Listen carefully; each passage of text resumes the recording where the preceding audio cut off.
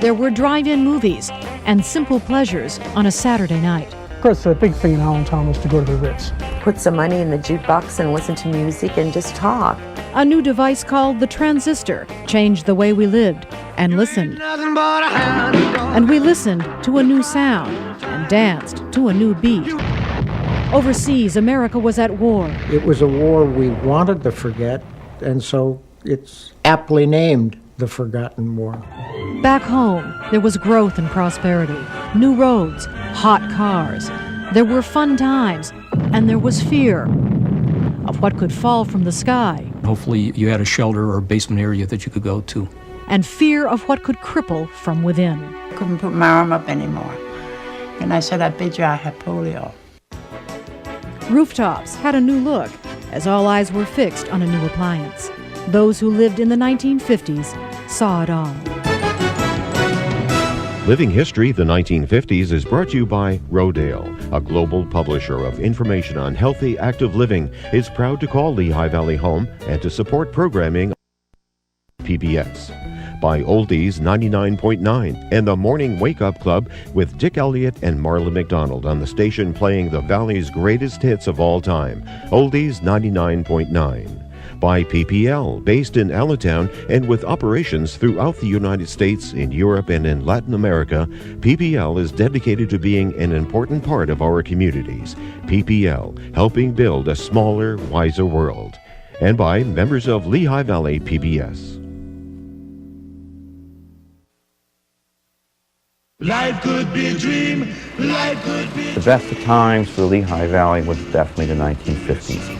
It was only during that golden era that we believed truly as a nation that we could do anything. The baby boom generation was coming of age. By 1950, the population of the Lehigh Valley had almost doubled from the turn of the century.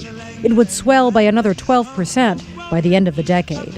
America was confident, and for many in the Lehigh Valley, life was good. When I started teaching, I started at $4,000 a year. I was happy with the $4,000 a year. When I first was married in '59, I rented an apartment for $50, drove that trusty 1951 Plymouth, but I was still very, very happy, and I have no regrets at all. I worked in a luncheonette where I was making $1 an hour, which doesn't sound like much. But for that $1, I could buy 2 hamburgers, a soda, and fries. When you were sick, it was a lot simpler.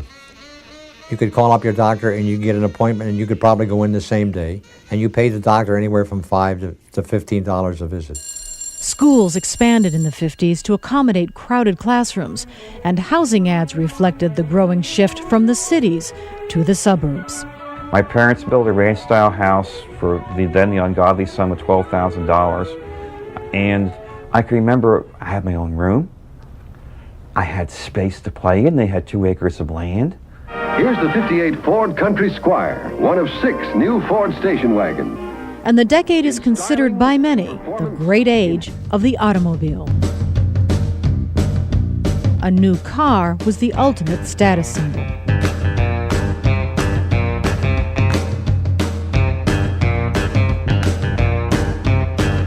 '57 Chevy, '56 Ford Crown Victoria, '55 Mercury, '55 Chevys, '57 Mercury was a hot-looking car, '58 Chevy Impala with a Continental kit, especially if it's a convertible. That was hot.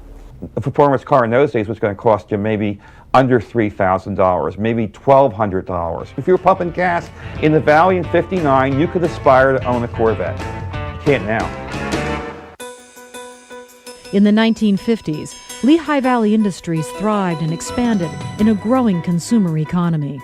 Blue-collar workers for the first time made good money. They could afford to move away from the proximity of the factories where they lived. They could move to the suburbs. They could send their kids to college. Bethlehem Steel provided jobs for 20,000 plus workers and steel for projects all over the country. Electric appliance sales skyrocketed, and PP&L expanded to meet the demand for more power. 1950 marked the completion of the Allentown-Bethlehem-Easton Airport's new terminal and the expansion of airline services. While train service slowed and trolley services came to a halt in the 50s, bus services picked up speed, and with the construction of routes 22 and 309 and the northeast extension of the turnpike, the cement industry in the Lehigh Valley shifted into high gear. As I recall, we had over 6,000 men and women working in the cement industry at that time. That was very, very substantial. A highway construction law was enacted by the Eisenhower administration. The highway system was expanded to 41,000 new miles of concrete and steel. Because of this, our local plants were given contracts to build the bridges and highways of the United States. At the time, we had 13 cement plants in the Lehigh Valley.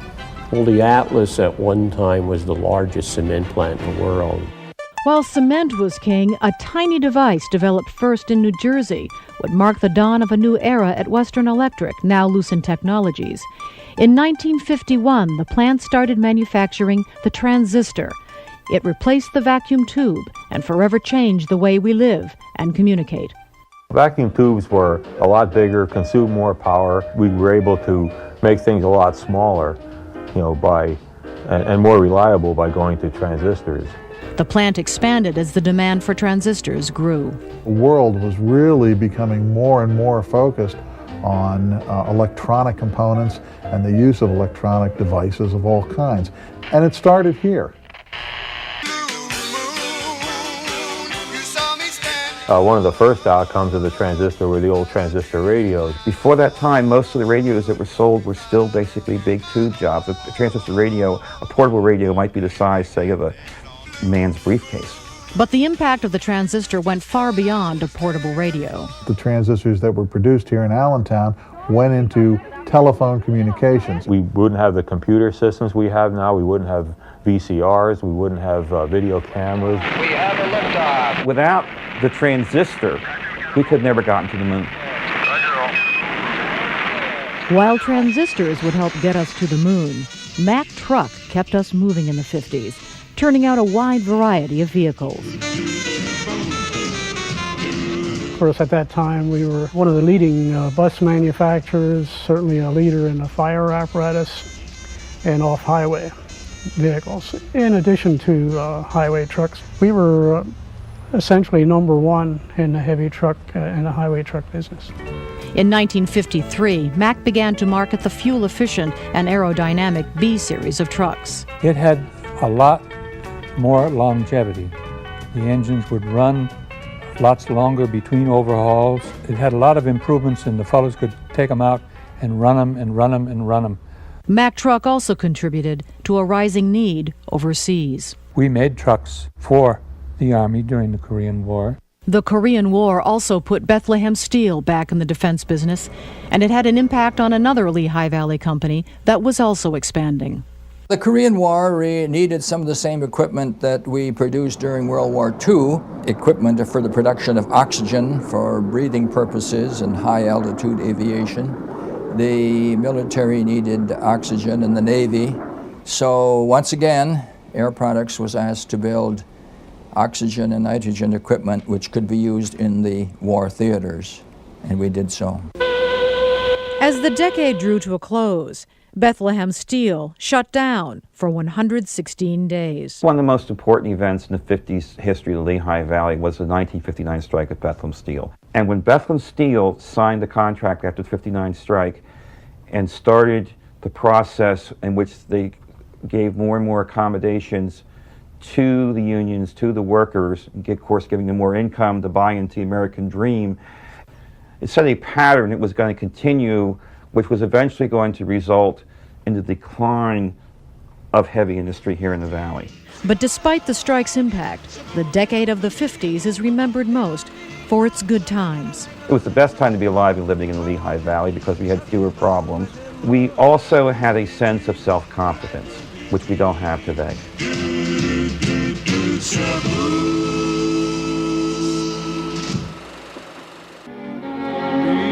Because of you,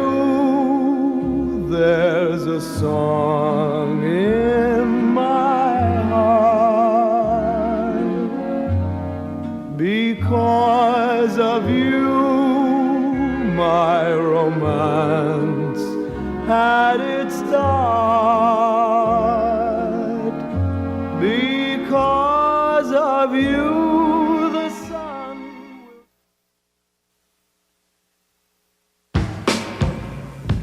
People still went to the ball games.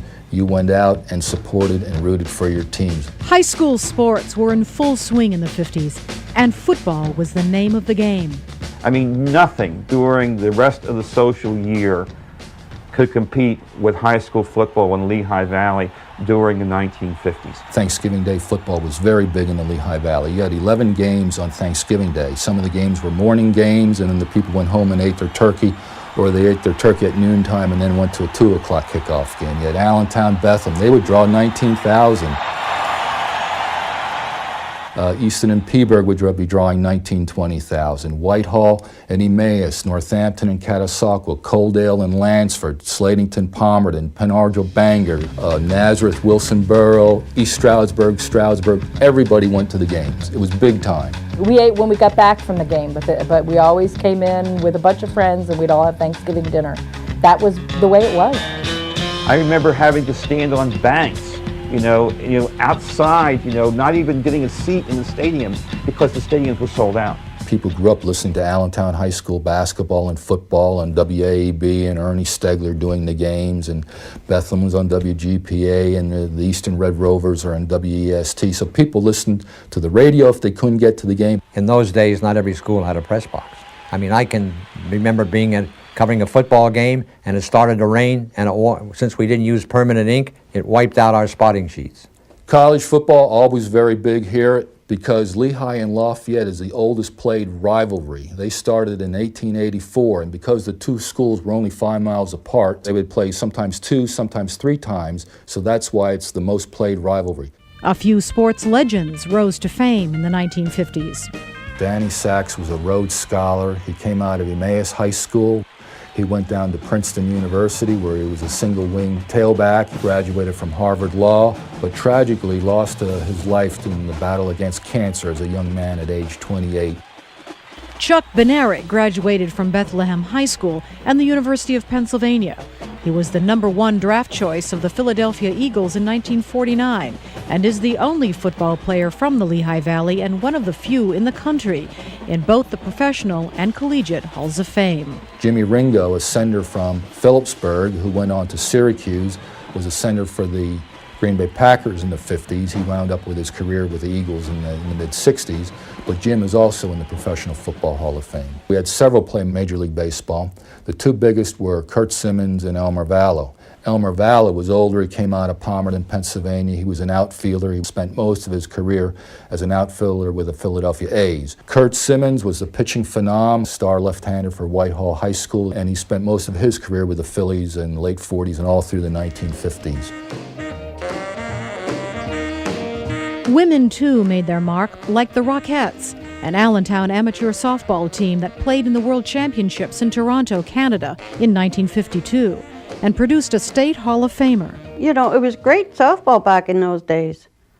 There were a lot of teams, and the kids really went out for that. Well, I pitched, but I pitched a figure eight. It's more of a figure eight with a wrist snap. Everyone else was windmill or a whip. But there weren't many figure eight pitchers. I had like 47 no-hitters and 4 perfect games, but also I had a good team behind me. The Brave Brethren Award I won in 1951, and they select a player who they think is the outstanding player of the city leagues at that time. And I was chosen that year to win that award. I was the first woman to win that award. For a while in the 50s, minor league baseball was played where people now shop. Sam Braden owned the St. Louis Cardinals, and he had an Allentown team, the Allentown Cardinals, and he built a stadium where the Lehigh Valley Mall sits, and that stadium was named in his honor, Braden Field, and it sat 4,500 people.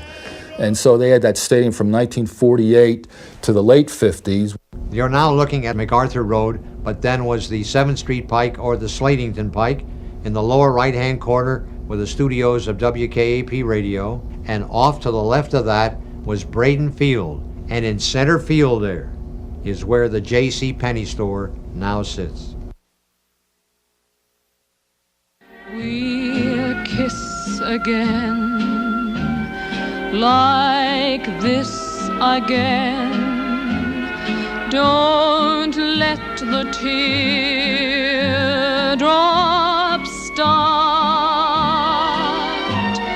With love that's true, I'll wait for you. Auf Wiedersehen, sweetheart.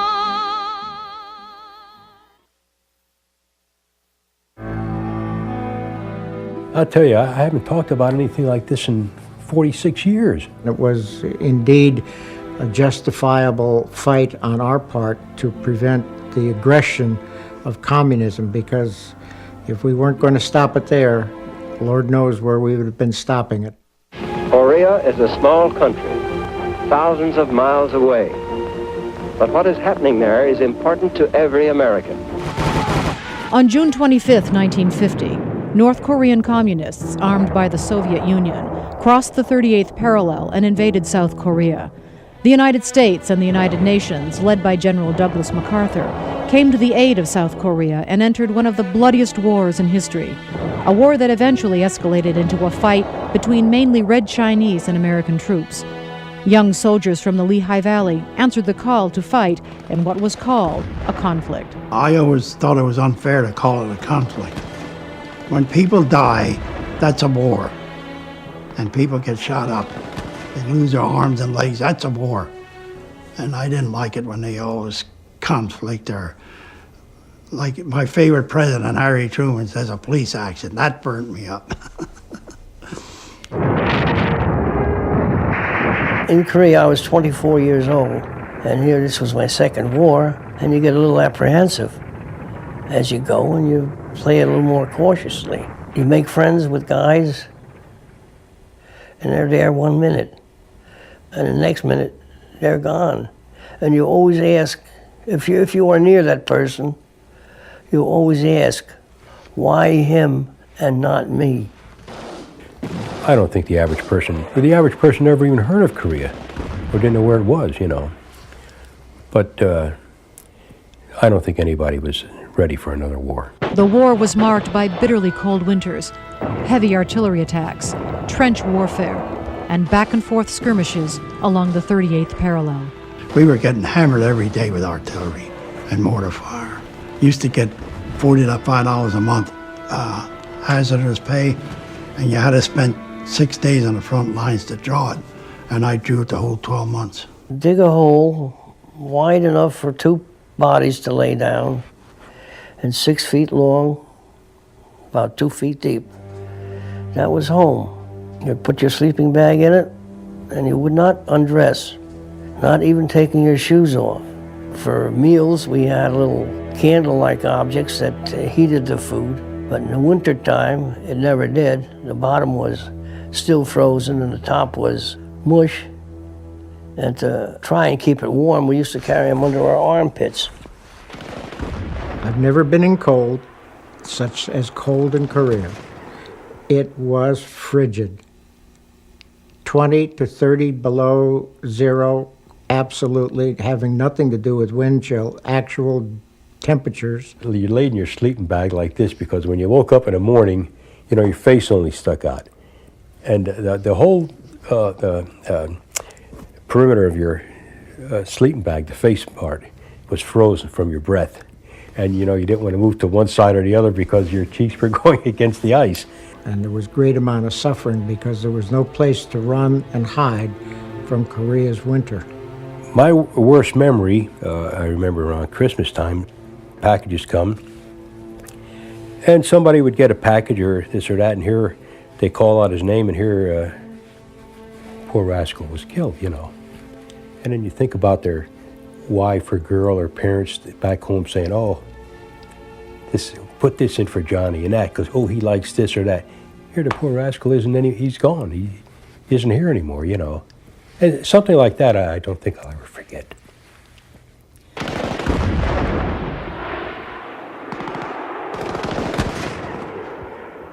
I was with my radio man working the trench line probably around 2 o'clock in the morning. There was an artillery barrage from the Chinese side, and a shell exploded rather close. Both my radio man and I received shrapnel at that point. We were picked up and thrown through the air pretty well. I was flown directly to the USS Repose Navy hospital ship resting in Incheon Harbor. I looked up, and for the very first time in almost 6 months, saw an angel's face. A Navy nurse. Boy, great stuff. I'll never forget that face. And she looked down and said to me, Lieutenant, you're gonna be okay, and I'm here to take good care of you. And so she did. By sheer force of numbers, the Chinese eventually drove UN troops out of North Korea and captured the South Korean capital of Seoul. When General MacArthur publicly opposed national foreign policies and directives, President Truman fired him. By 1952, U.S. troops finally pushed the North Koreans back beyond the 38th parallel, and on July 27, 1953, North and South Korea signed a ceasefire agreement. It ended with an armistice. That's all that's holding the peace today, is an armistice. So I would have liked to have seen the war end with a peace agreement. And someday maybe it will. The troops came home. Hopes and dreams would now overshadow memories of blood and death on foreign soil. When I came home, and I said to my wife, we'll go up and buy wedding rings, because I didn't have time when I was before. And went up to Freeman Jewelers and went in. We picked them out and everything. And then the man behind the counter, he says, I see you got Korean ribbons on. I said, yeah. I said, I just got back from Korea. He gave them to us for nothing. That's nice. How much is that dog in the window? The one with the waggly tail. How much is that dog in the window? I do hope that doggy is for sale. I must take a trip to California and leave my poor sweetheart.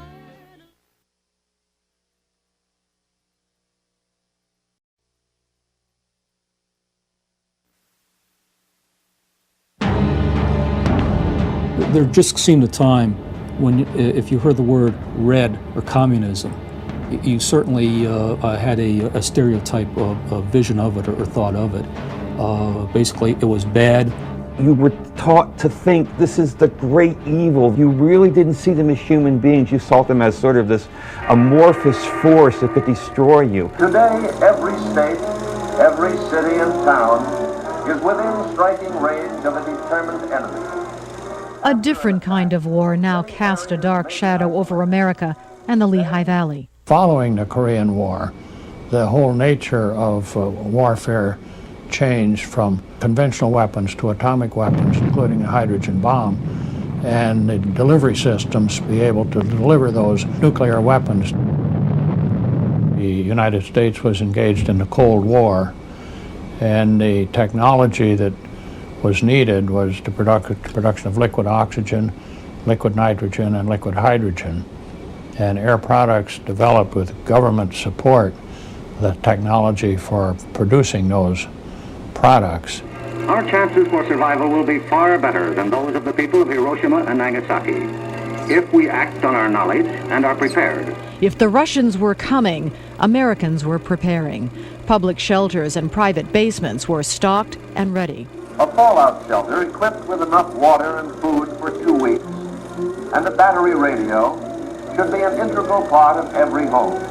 I still come across the old civil defense signs on the buildings, and many times they were schools and public types of building. When we've gone into what would have been shelters at that time, well, we found what they call crackers. It was like a wafer. We found 1 gallon cans, sealed cans of basically hard candies, and cans of water. And we added on a shelter in the back. It was a concrete shelter, and that eventually became our news operation from there, because in the event of any problem like that, we always had to be able to operate from there. When we started work on Two Rivers Landing, the present Canal Museum Crayola factory tour, we discovered down in the basement, because that was the old Orr's department stores, a whole cache of materials from the 1950s, from the air raid shelter era. In classrooms, children learned a new drill and a new song. Duck and cover, and we had them like we had fire drills. Cover your head and you'll be all right. And we believed that. And I think back on it now, and all that means is that we would have made a smaller shadow on the ground if we had been hit with a nuclear device. But we did everything trusting those in authority and feeling secure that what they were telling us would actually help us. While children covered their heads, teachers raised their right hands. When I was a student at Northampton High School, each evening when I came home from school, I watched the television hearings of the McCarthy Committee. In the Cold War atmosphere of paranoia and suspicion, Senator Joseph McCarthy spearheaded his anti-communist campaign, accusing artists, entertainers, and government leaders of being communists. Lo and behold, when I graduated from Kutztown State Teachers College in 1958 and was hired by the North End District, I received a telephone call from our superintendent requesting that I come down to the senior high school auditorium. When I arrived there, we were asked to raise our right hand and swear that we were not members of the Communist Party or any subversive group that aimed to destroy our American traditions. We took the oath automatically. We really didn't even think about it. In 1957, Russia launched Sputnik. As a result, schools bolstered science courses to keep up with Russian students. The space race had begun. But in the mid-50s, the focus of civil defense shifted from preparing for a nuclear attack to responding to a devastating natural disaster, the Easton Flood of 1955. That was scary. I mean, we walked down to along Canal Street and it was underwater. We looked at the bridge that goes over to Cementon, and the river was nearly to the bottom of the bridge.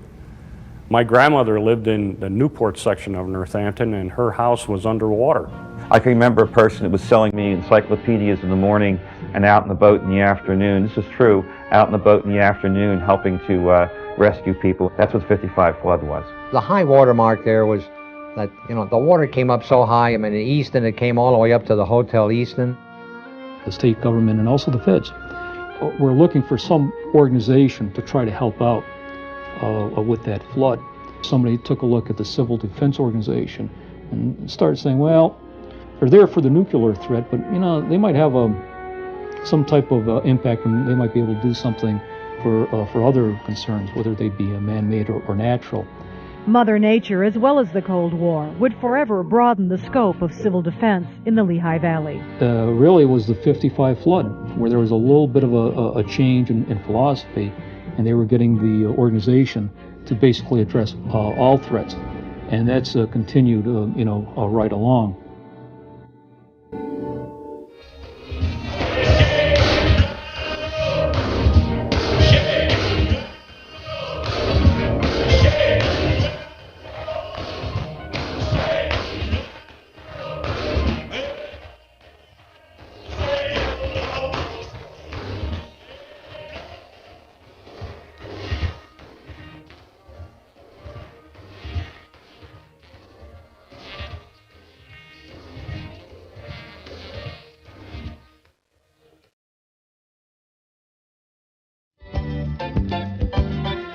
You enter and you saw chandeliers, you saw marble floor, you saw gold leaf moldings on every fixture. It was a store like no other, Hess's in downtown Allentown.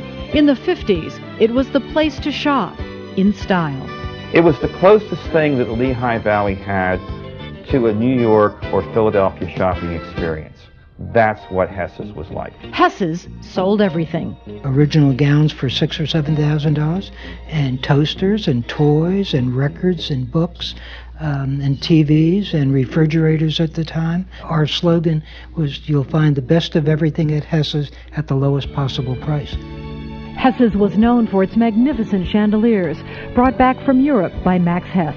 One of the chandeliers came in, and they had it assembled on, they worked all night, and it was a copy of a chandelier from Versailles, and it was humongous.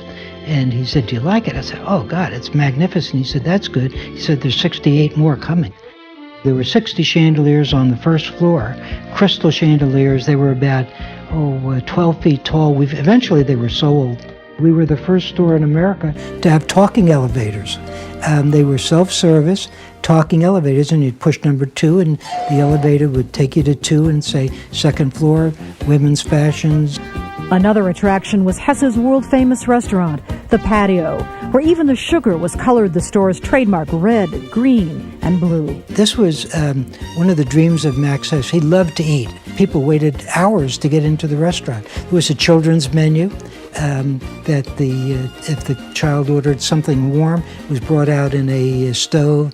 A little miniature range, and they'd bring the little miniature range out to you, and they'd pull the portion of the miniature from the miniature range and give it to you like it had been cooked in that. If it was cold, it was brought out in a refrigerator, and they had special desserts for children. And one of the most famous things all of that was strawberry pie, which was weighed about 12 pounds, believe it or not, and we had it on the menu 12 months a year, and we flew strawberries in from all over. They had to be giant strawberries.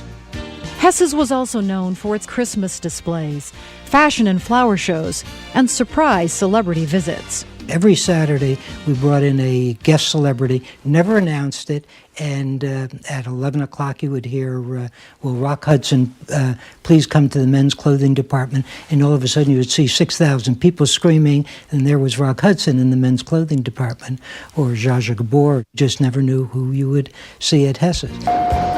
Hess's was also known for its sales. We used to run what we called a cleanup once a month. And it started at 10 till it was gone. By 11 o'clock, most of this merchandise was gone, and it had to be priced to get. I mean, there were thousands and thousands of people. I saw people fighting over men's pants and ripped them in half.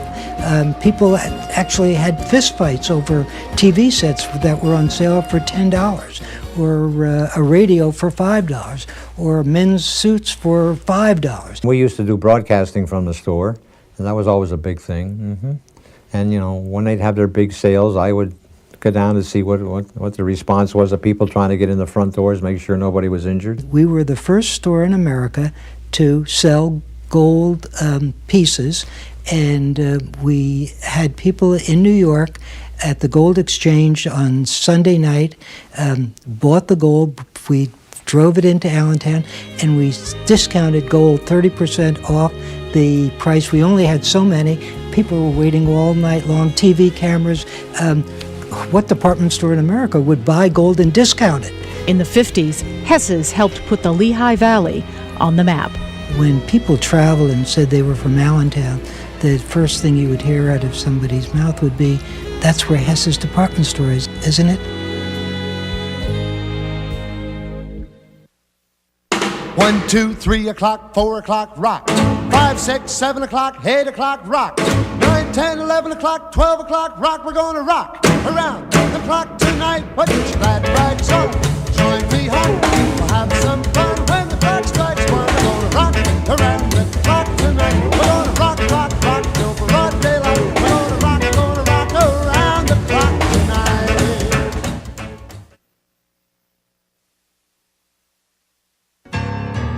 Soon and very soon, we are going to see the was only until the laws were passed in the 60s that there was a possibility of you reaching the American dream, but not in the 50s. You knew your place.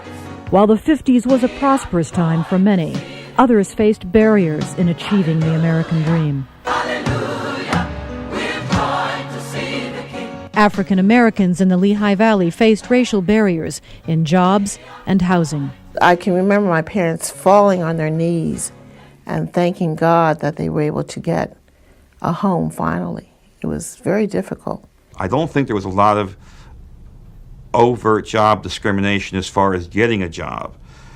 But maybe when you got into the plant, and probably most definitely when you got into the plant, whether or not you could make the advancement from the better departments from the lower departments to the better department, that's another story. One incident that troubled me was a friend of mine that I had met at a summer camp, and she was a couple years older, and I just thought she was wonderful, and I followed her around everywhere.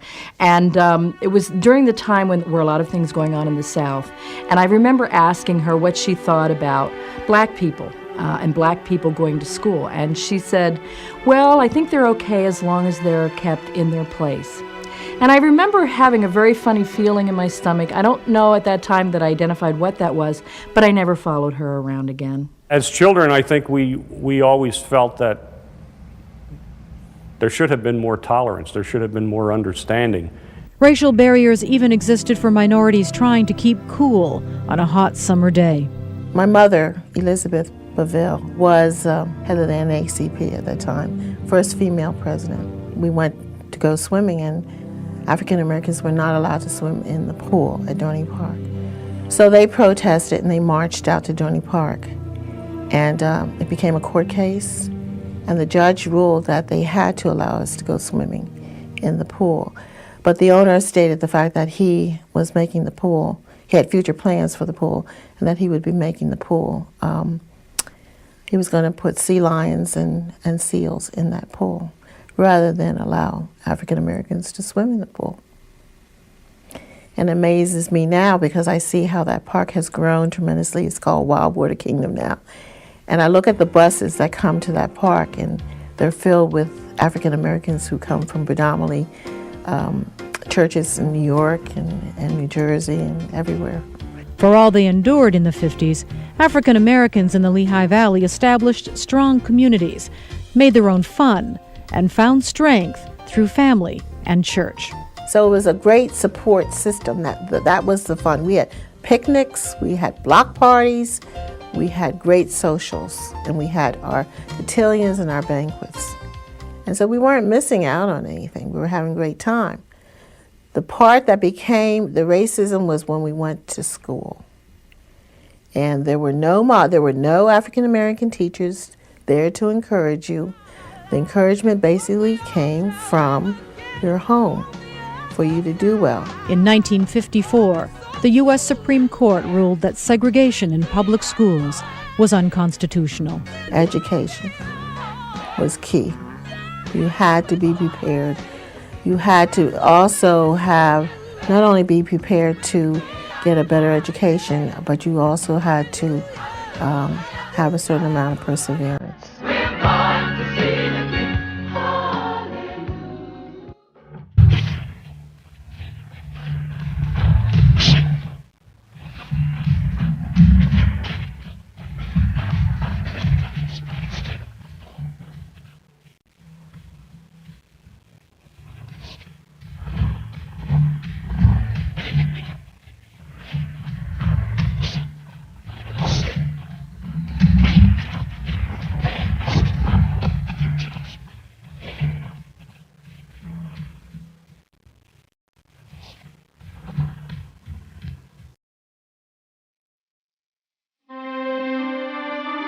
Polio was the big thing.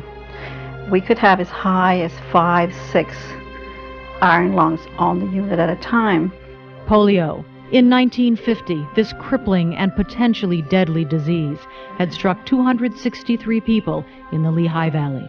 It was a very, very dreaded disease. We were all fearful of it. Your parents were scared to death of polio, particularly during hot summers. They would tell you how to be careful with swimming or whatever, and if there was an outbreak in one area, It was almost like you avoided that pool or that area. For many victims of the disease, children and adults, a noisy workhorse of a machine called an iron lung kept them alive. I was about 23 years old. I was working in the communicable disease part of the hospital in Allentown. If we had a patient come in that we put in an iron lung, we always called up Mack trucks, and they would make sure we had another lung ready to go right outside our door. It's like the ventilators that we have today in the hospitals, but of course at that time we didn't have anything like that, but it was actually to help the patient breathe. It did their breathing for them. It's an unforgettable noise. You'll never forget it. It's like a hissing noise. And it goes, shh, shh. That's the noise it makes. I was 24, married with 3 children. We are farmers, and I was picking potatoes, and I got this terrible pain. Well, when the doctor came that night, he did something, and he said, put your arm up. But I couldn't put my arm up anymore. Then I said, I bet you I have polio. And I was put to the hospital at night. The next day, I was in oxygen under the tent, and the following day, I was in the iron lung. Well, I had a mirror on my iron lung. I could tell who was out at the window, who was outside on the stone. They stood on like cement blocks outside the window and talked in. They went through a lot of pain, these youngsters, not only the youngsters, the adults too, because they'd have the spasms in their muscles, in their leg muscles, their neck muscles, and their back muscles. And the children that were in there, they cried at night. And they would call, Mommy, Mommy. But there's always one or two that sort of stick out in your mind. And this little guy's name was Howie. He was a sweetheart. He had the most beautiful eyelashes. He just captured your heart. He had braces and things, but he never walked. Little Howard, I had him in my room. His legs were only like the legs of the chair, very thin. But for the long time, he couldn't eat, you know. Well, I'd never admitted to this, but I will now. My girlfriend and I found a kitten one day, and he loved kittens. So one night, when nobody was around, we sort of snuck the kitten into Howie's bed, and Howie played with the kitten for about an hour, and he had a great time with it. He lived to be, I think, 13 or 14 years old, and the mother told me that they found him dead in bed one morning. Apparently he died of some kind of a heart problem, which affects these youngsters too. The most dramatic medical advance of the 50s was the Salk vaccine that immunized us against polio. In 1955, field study results of a polio vaccine developed by Dr. Jonas Salk were made public. His vaccine worked. Everybody got the shot. No questions asked. You lined up, and they gave us the shots, not in the classroom, but out on the playground behind the school. Everybody lined up and just gave us the shots. It's like a relief. It's like now we can do whatever we want and go wherever we want or swim, and we don't have to worry about polio. By 1956, only 4 cases of polio were reported in the Lehigh Valley. By 1957, the president of the Lehigh County Medical Society announced that the polio vaccine would be provided free to all under age 20. Almost 3 decades later, area Rotarians participated in a humanitarian effort to eradicate the disease worldwide. I knew I could lick it. I just knew. If it wouldn't have been for the iron lung, I would not be here anymore. They all told me I wouldn't hit the potato field again. And I says, you're going to eat those words. And they ate them too.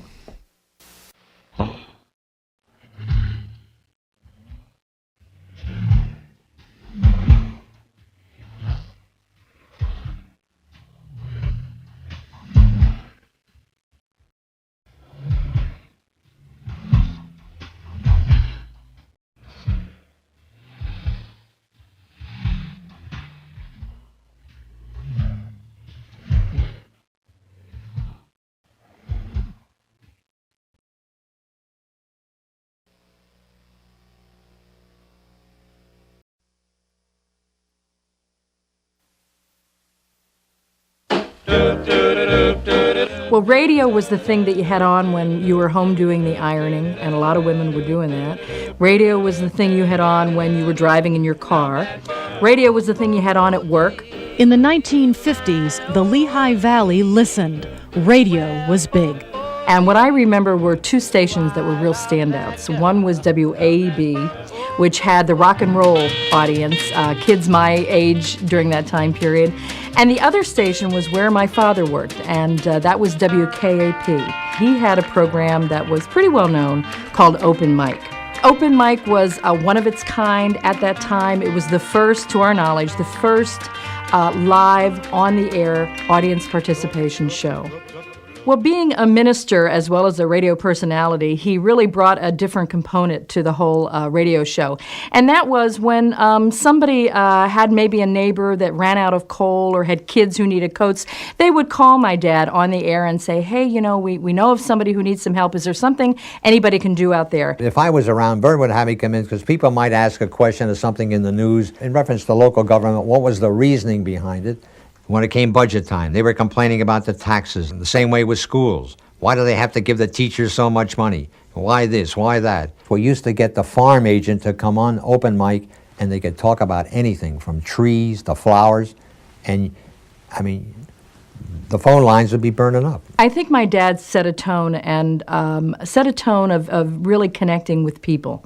And that sense of community that he could build over the air was carried out into the whole Allentown community and Bethlehem and Easton. It was one of the first times that media was used to bring people together. That was very unique. Use Ajax, the foaming cleanser.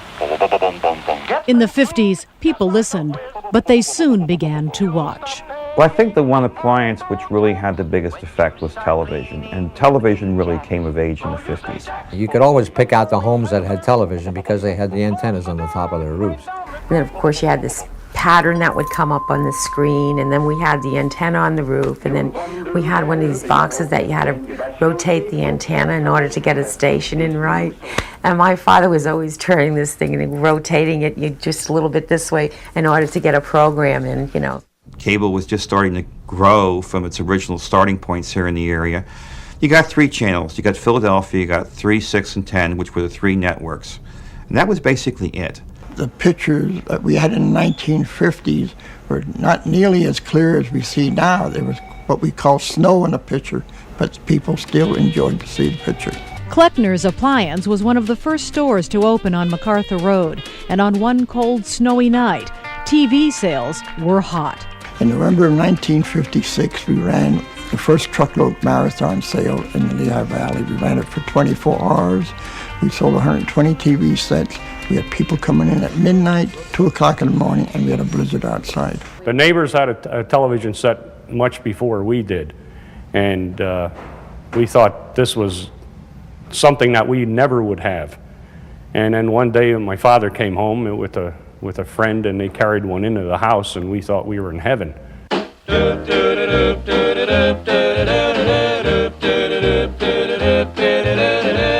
We were so mesmerized by it that we would wheel it from the dining room into the archway so we could eat supper and watch TV. We would have an indoor picnic on a Saturday night while we watched the Abbott and Costello show and the Honeymooners. And that's when we'd have deviled ham sandwiches and olives and soda and pretzels and chips. It's something that we normally did not have, but on a Saturday night, that was a special treat. It was a big thing from growing up listening to radio and using your imagination to now seeing it. It was quite the thing.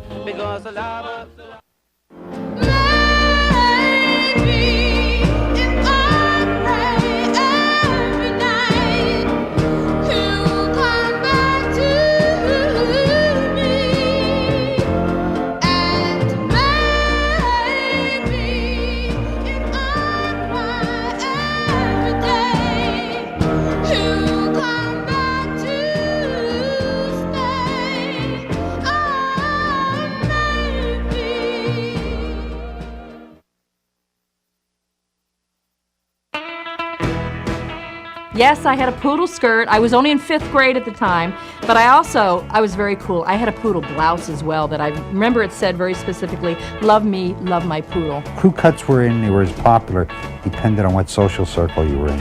I wore saddle shoes. I preferred the penny loafers, though. Teenagers in the 1950s had a look all their own, and they danced to a new sound. Just let me hear some of that rock and roll music.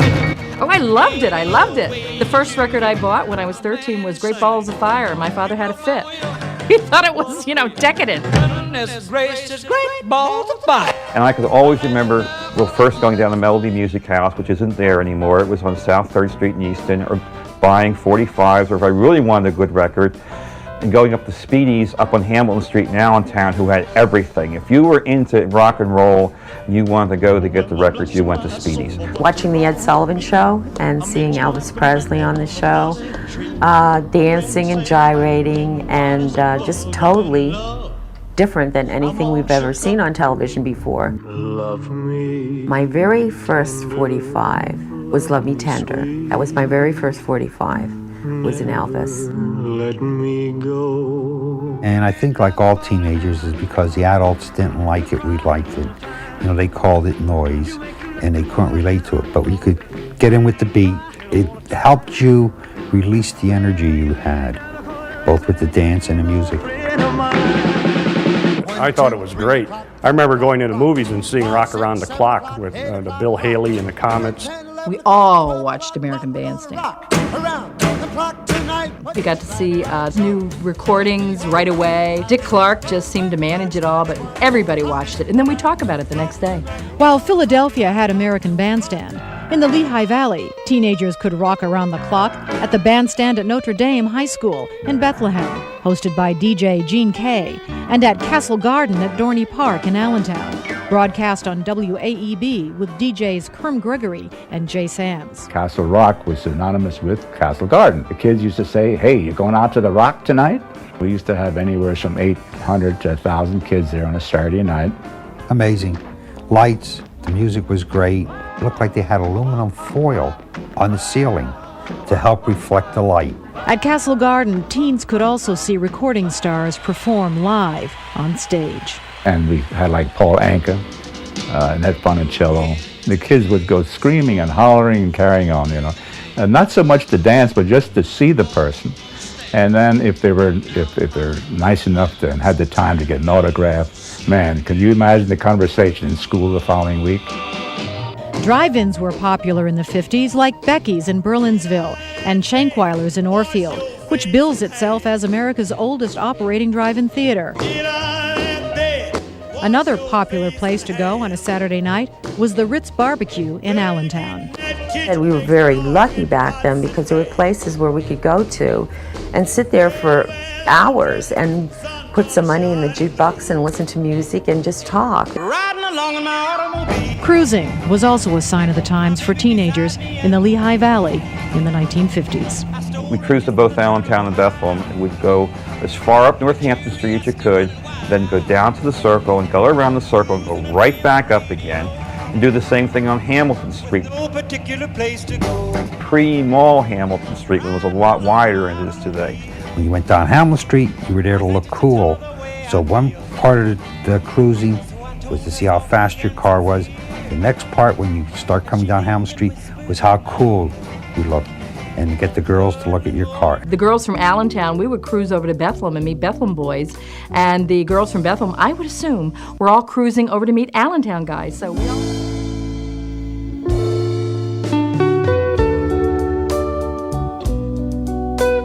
The music and the times would change as America entered a new decade of turmoil, assassinations, and war, leaving behind memories of a slower, simpler life in the Lehigh Valley. I don't think most kids in the 50s had any idea what was going to happen in the next 10 or 20 years.